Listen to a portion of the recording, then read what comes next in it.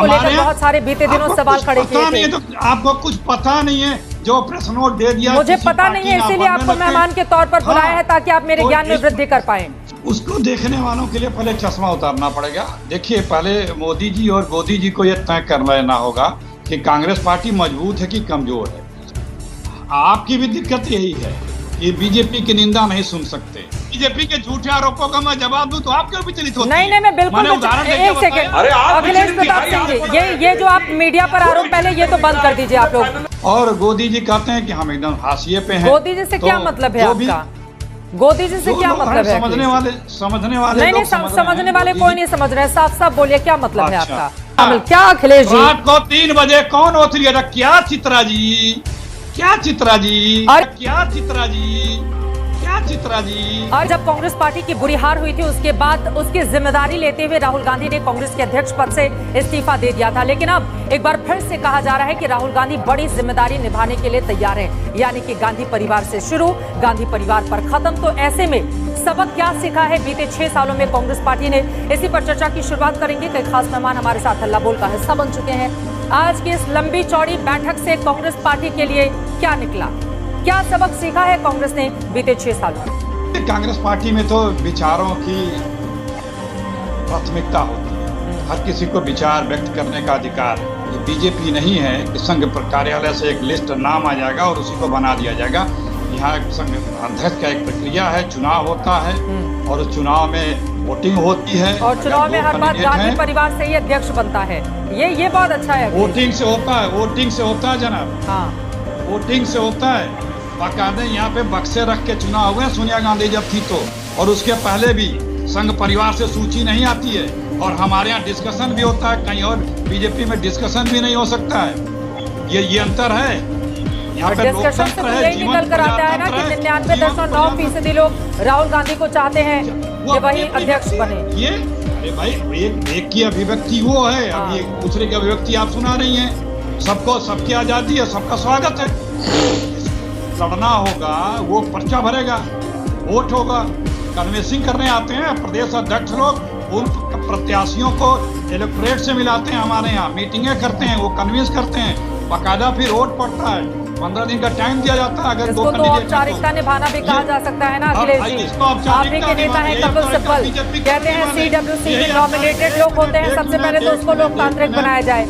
ठीक है, आप ही के नेता है पी चिदम्बरम, जिन्होंने कांग्रेस पार्टी को लेकर बहुत सारे बीते दिनों सवाल खड़े किए थे। तो आपको कुछ पता नहीं है, जो प्रश्न नोट दे दिया। मुझे पता नहीं है, इसीलिए आपको मेहमान के तौर पर बुलाया है ताकि आप मेरे ज्ञान में वृद्धि कर पाए, इसीलिए पूछ रही हूँ। हाँ, सुनिए, देखिए, हमारे यहाँ बाकायदे वोट पड़ता है और वर्किंग कमेटी 50% इलेक्टेड होती है, 50% ही नॉमिनेटेड होती है, ये जान लीजिए। और अगर 2 कैंडिडेट हो गए तो वोट पड़ता है, बाकायदे बक्सा रख के पड़ता है। आप याद करिए, सोनिया जी चुनाव लड़ी थी, जितेंद्र प्रसाद, शरद पवार और राजेश पायलट जी, ये लोग बाकायदे वोट लड़े थे।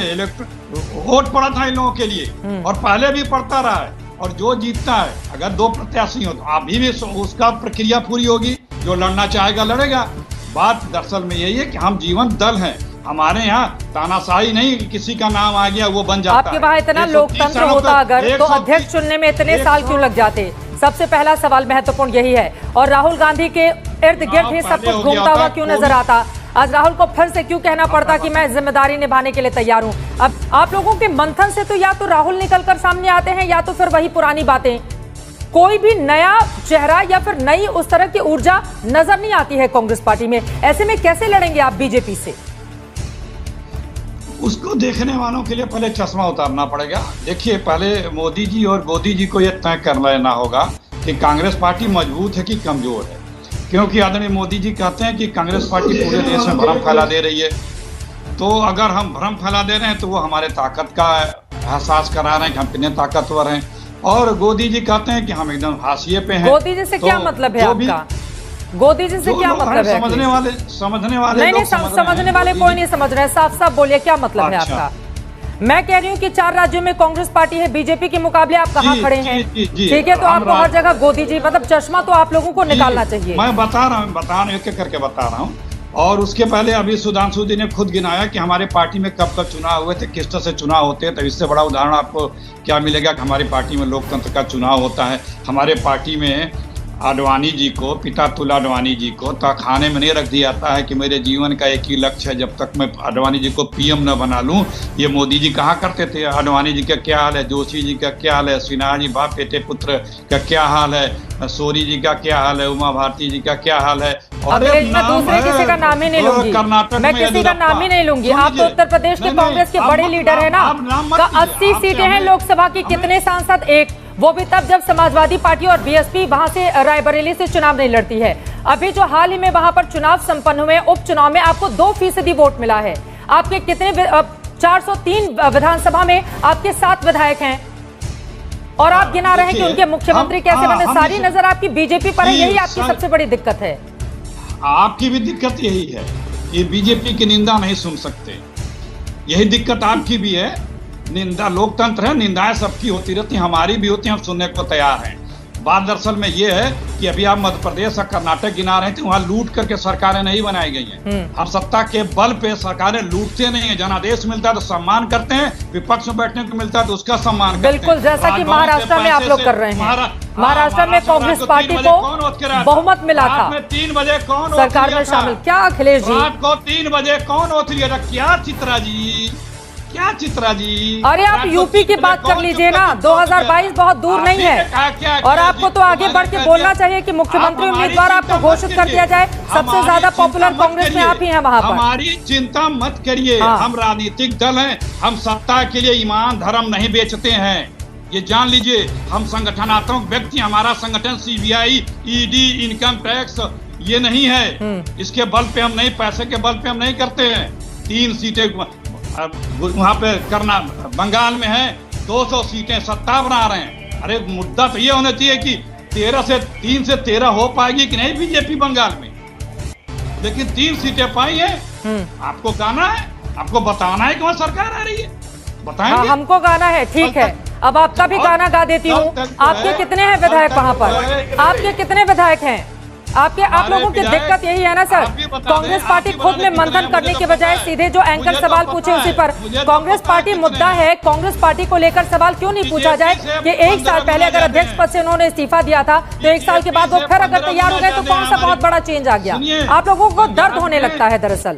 अखिलेश जी, कांग्रेस पार्टी से सवाल नहीं पूछा जाए, दर्द होने लगता है। अभी तो कांग्रेस पार्टी मुद्दा है ना, या बीजेपी मुद्दा है? स्वागत है, देखिए चित्रा जी, एकदम स्वागत है। मुझे दर्द नहीं होता, हम कांग्रेसियों, क्योंकि हम राजनीतिक दल हैं, हमारी निंदा होगी, हम निंदा को नियरे रखते हैं, उसे सबक लेते हैं, सीखते हैं, लेकिन हम अपना ईमान धर्म नहीं बेचते हैं। बंगाल में बीजेपी से 15 गुना ज्यादा सीटें कांग्रेस के विधायक हैं। कितनी पूछ रही हूँ, कितनी लेफ्ट के साथ मिलकर चुनाव लड़ा था, कितनी सीटें? अरे कितनी, हमने बता दिया 15 गुना ज्यादा हैं। पूछ रही हूँ कितनी सर? अब 3 से 15 गुना ज्यादा कितनी? 47?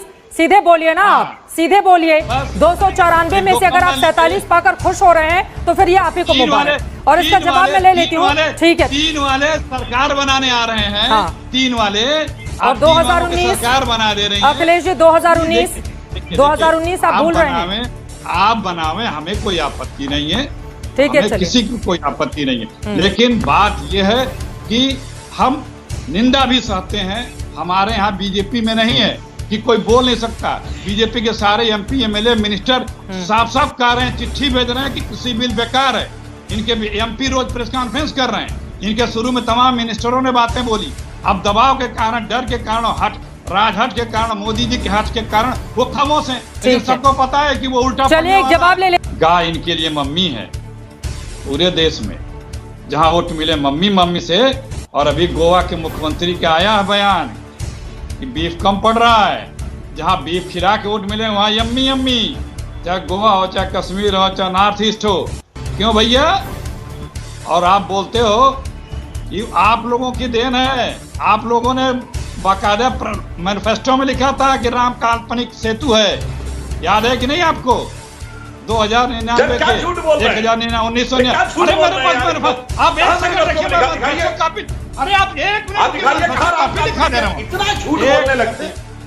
अरे आपके मैनिफेस्टो में राम सेतु तोड़ के बनाने को, अरे आपको हलफनामा देंगे राम को काल्पनिक कहते हैं। मंत्री ने राज्यसभा में, आपके मंत्री ने राज्यसभा में बाबरी मस्जिद बनवाएंगे, नरसिम्हा राव। सुनिए जनवरी 1993। अरे सुनिए, आपके मंत्री ने राज्यसभा में कहा कि सीता काल्पनिक है। अभी 2-3 साल पहले इसी राज्यसभा में कहा। सीताराम से बाहर निकल के कांग्रेस पर आ जाते हैं, अखिलेश जी कांग्रेस पर आ जाते हैं। कांग्रेस पार्टी को देश की जनता क्यों चुने और साथ ही कांग्रेस पार्टी खुद के भीतर मजबूत क्यों हो? आपको इस पर मंथन करने की जरूरत ज्यादा है बजाय इसकी कि बीजेपी क्या कर रही है। बीजेपी तो जो कर रही है उसको वोट भी मिल रहे हैं। आप अपना देखिए ना सर, आप अपना देखिए ना, कांग्रेस पर डिबेट होती है, आप बीजेपी पे चले जाते हैं। मैं बीजेपी के आरोपों का जवाब देता हूं, समस्या जानते हैं क्या है? बीजेपी के झूठे आरोपों का मैं जवाब दूं तो आप क्यों विचलित होते हैं? नहीं, मैं बिल्कुल एक सेकंड, अखिलेश प्रताप सिंह जी, ये जो आप मीडिया पर आरोप, पहले ये तो बंद कर दीजिए आप लोग कि कौन विचलित होता है कौन नहीं। और अब आप सवाल सिखाने लगेंगे तो मैं वही सवाल तो पूछूंगी नहीं। मैं उनका जवाब दे रहा हूँ जो मिथ्या आरोप। आप बोलिए मिथ्या आरोपों पर, लेकिन कांग्रेस पार्टी पर भी तो बोलिए सर। कांग्रेस पार्टी बीजेपी के मुकाबले कैसे? हम सब चाहते हैं कि कांग्रेस मजबूत बने ताकि मजबूत विपक्ष आ पाए सामने। सुनिए, लेकिन आप लोग खुद ही फेरबदल करने के लिए तैयार नहीं है। आप लोग काम मत करिए। ये कांग्रेस पार्टी ने ऐसे उतार चढ़ाव बहुत देखे। हाँ। 70 सालों में पहली बार मौका मिला है ना बीजेपी को, फिर 70 सालों के लिए जा रहे हैं। झूठ बोल के सत्ता में आए और झूठ बोल के सत्ता में बने हुए हैं। इस देश को दीमक की तरह से चाल गए हैं मोदी जी इकोनॉमिकली। जितना कर्जा हिंदुस्तान ने 67 वर्षों में नहीं लिया था। विपक्ष के नेता क्या कर रहे हैं? ट्विटर पे ट्वीट करके देश को बता रहे हैं। नहीं, एक सेकेंड अखिलेश जी, फिर विपक्ष के नेता क्या कर रहे हैं? विपक्ष के नेता क्या कर रहे हैं? ट्वीट करके बता रहे हैं कि क्या है? अरे पार्लियामेंट में बताते हैं, हम लोग देश में बता रहे हैं, आपको नहीं दिखता है? आप लोगों को फिर वही बात कि आपको नहीं दिखता है। आप जो दिखाएंगे वही दिखेगा ना। कौन दिखेगा? एक दिन ये दिन आएगा कि चैनलों ने किस टॉपिक पे कितनी डिबेट की, लोग बताते भी हैं। आपको कांग्रेस पार्टी के भीतर के मंथन पर बुलाया गया है, चैनलों ने कितने टॉपिक पर डिबेट की, बीजेपी क्या कर रही है, बीफ और पता नहीं कौन दूसरे से। कांग्रेस पार्टी पर बस बात मत करो, बाकी सब पे बात करो।